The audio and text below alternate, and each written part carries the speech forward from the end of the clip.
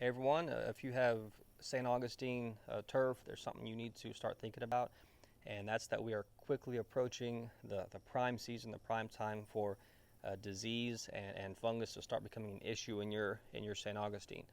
Um, and that's the fall months. Whenever the temperatures start to drop and we get some more moisture, that's whenever you start seeing problems come up in St. Augustine. So fall and spring. So what we recommend you do if you have St. Augustine turf is to apply a preventative fungicide to your lawn. These preventatives have to be applied before you start seeing signs of an active fungus in your lawn, but they also have to be applied whenever the conditions are favorable for these diseases. So, and that's because they don't have a long residual, they don't last very long, so you've got to time it just right.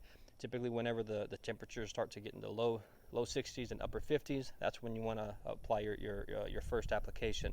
So usually that's end of September, beginning of October. You do your first round, and then you're going to repeat that every 30 days until your grass goes dormant. Typically in the fall, it's 2 to 3 applications, no more than 3 applications of this preventative fungicide. And then you're going to repeat that in the spring as well, no more than 3 applications in the spring, and that's going to give you protection from all the primary diseases that we deal with, which are take-all patch and brown patch and leaf spot, powdery mildew, all those primary diseases.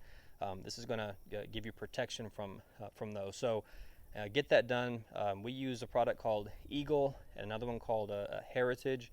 They're preventatives. Make sure you get a preventative and not a contact fungicide. The contact fungicides are for active fungus in your lawn.